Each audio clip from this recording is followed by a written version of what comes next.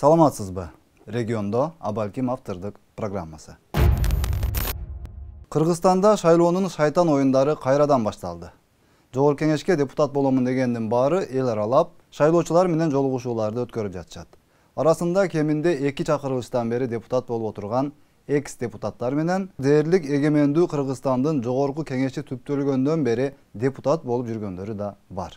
Ел арасында айтылып жүргөндөй, депутаттык менен ооруган саясатчыларыбыз бул иретте элди зериктирбей, бир күн тоо башына чыга калып сүрөткө түшүп, социалдык тармактарда түз эфирлерге чыкса, бир күн Баткендеги чек арага бара калып, Кыргызстандын коопсуздугу үчүн күйүп-бышып жатканын айтып, анан кайтаарда жолдо токтой калып, 30 жылдан бери бийликте аралашып жүрүп, 1 метр жолду асфальт кылып коюуга жарабагандар бүгүн эми жолдорубуз жаман болуп кетиптир деп ичи ачышып, эл журтка боору оруп, кейип, жүрөгү кыйналып, ал эмес ыйлагысы келип жаткандай образда сүйлөп, кыскасы шайлоо алдындагы акысыз спектакль концерттерин коюп башташты. Бирок ошол мен алтмын, мен кыргыз саясатындагы эң эле кыйындарынанмын дегендердин оозунан такыр эле бир реалдуу программа сунуш же ой пикир угууга мүмкүн болбой калды. 5-10 кишини чогултуп алып эле камерага карап президент Жапаров менен Камчыбек Ташиевди жамандоо, каралоо менен гана күндөр өтүп жатканын сиз деле көрүп турсаңыз керек. Мындан башка эч кандай сөз жок. Же булар жамандап чарчабады, же булардын ушак тараткычтары интернетке таратып чарчабады. Бирок кыргыз элинин басымдуу бөлүгү булардын ушактарынан качан эле чарчап, тажап, көрөргө көзү жок болуп, ар ким өзүнүн тиричилиги менен убара болуп эле күз күрөш менен жүргөнү байкалат. Анткени 30 жылдан бери булардын ар кандай ушактарын уга берип, көңүлү калып өткөнү чында. Байкап көрсөңүз, булар шайлоо болгон сайын сөзүндөгү адамдын аттарын гана алмаштырып коет дагы, калган сөздөрү баягы эле. Мисалы, бир шайлоодо президент Асан болсо, Асан деп туруп калган жаман сөздөрүн айта берет. Кийинки шайлоодо президент Үсөн болсо, ошол мурдагы эле жамандап аткан сөздөрүндөгү Асанды Үсөнгө алмаштырып туруп кайталай берет. Калганы баягы эле сөздөр.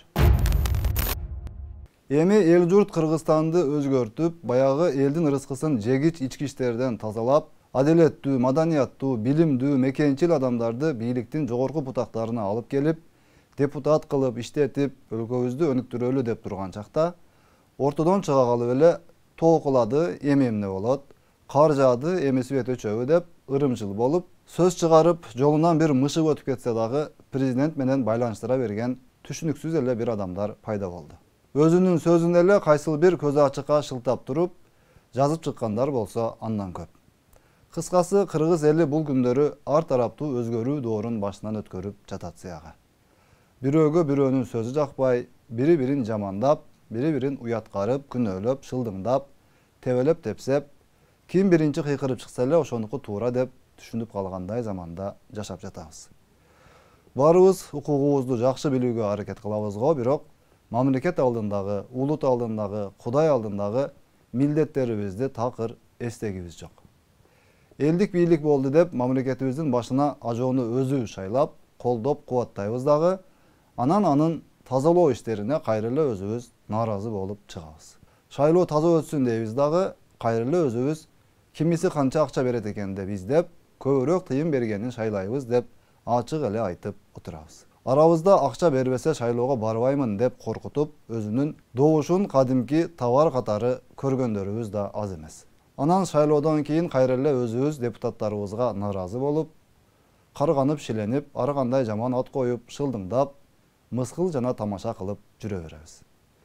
Эми бул ирет андайга жол бербей, ар бирибиз өзүбүздү колго алып, жакшылап ойлонуп, жердешчиликке, тууганчылдыкка же акчага алданбай, татыктуу адамдарга добуш берип, татыксыздардын бийликке барып калышына жол бербей, өз колубуз менен, өз добушубуз менен парламентти таза билимдүү, мекенчил адамдар менен толуктап алсак, кантип болбосун.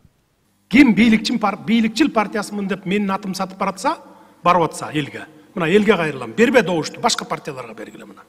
Бул жолу шайлоо таптаза өтүш керек. Болуп көрбөгөндөй таптаза өтүш керек. Мен ушуну талап кылып атам, мына кечөө билесиздер, бардык министрлер кабинетине, губернатор, айыл өкмөтү, акимдерге бардыгына тапшырма бердим. Ким иштесе, bir kandидатка жол болсо сразу кызматтан кетет. Туура айтасыз. 3 жолу революция болсо 3-өтөн келип шайлоодон чыкты. Эми кайра эле ошол катаны кайталай беребизби? Кичине адам болгондон кийин ойлонолу да биз деле. Дүйнө жүзүнө биз Кыргызстанда bir таза шайлоо болот экенин мындай биз деле далилдеп коелу да. Анан сатып алуу сатуу боюнча мына МВД иштейт, ГКМБ, прокуратура иштейт. Мен айтып атам баарына тең кармагыла деп атам. Сатып атканын да карма, сатып алып атканын да карма, экөөнү тең жазалайлы деп. Анан 3,5 миллион шайлоочуну bir 1000 сотрудник, 2000 сотрудник көзөмөлдөй албайбыз да. А силер жалпы элсиңер да. Силер өзүңөр да токтоткула да. Өзүңөр токтогула, сатканды токтоткула, сатып алганды да колго чаап токтотпойсуңарбы? Жардам бергиле да силер дагы. Мамлекеттик органдарга жардам бергиле. Кыргыз саясатында биздин маалымат каражаттарыбыздын, журналисттерибиздин орду өзгөчө маанилүү экени да чындык. Көпчүлүк саясатчылар дал ушул журналистика тармагынан жумушун баштап, чоң саясатка аралашып жүргөнүн да билебиз. Жакшы көрөбүзбү, жаман көрөбүзбү? Бирок журналисттерде саясаттын аба ырайын өзгөртүүгө толук мүмкүнчүлүгү бар жана бул мүмкүнчүлүктү ар ким ар кандай максатта пайдаланып жүргөнүн билебиз. Кимдир кыргыз элине, улуттук үрп-адаттарына, мамлекетке, анын туруктуулугуна түздөн түз каршы саясатты колдоп кубаттап, кызмат кылып жүрсө, кимдир тетирисинче кыргыз элинин пайдасына бир аз болсо дагы кызмат кылып жүрүшөт. Ким батыштын арыгын чабып атат, ким чыгыштын арыгын чабып атат, ким чындап эле эл менен иштеп атат, ким жаштар менен, ким спортчулар менен. Кыскасы, кайсыл журналист каяктан акча таап үй бүлөсүн багып атат, кантип жашап атат, ал эмес кийим кечеси кандай, машинасы кандай, пейили, кыял жоругуна чейин, жеген ичкен тамагына чейин кыргыз эли билип турат десек, ашыкча болбосо керек. 7 ноябрь маалымат жана басма сөз күнү болуп белгиленип, журналисттер үчүн майрамдык дата. Кесиптештерибизди кесиптик майрам менен куттуктап, бул жоопкерчилиги татаал, түйшүгү оор жумушта ийгиликтерди каалайбыз. Кимдир бирөөгө жакшы көрүнсөң, кимдир бирөөгө жаман көрүнүүгө туура келип, ар дайым изденип, күнү түнү эл журтка кызмат кылып, адал нан таап жеген коллегаларыбыз менен сыймыктанабыз. Буюрса, өлкөбүздүн өнүгүп өсүшү үчүн, коомубуздун ийгиликке жетиши үчүн колдон келген бардык аракеттерди мындан ары да улантабыз деген ишеничтебиз. Саламатта калыңыз.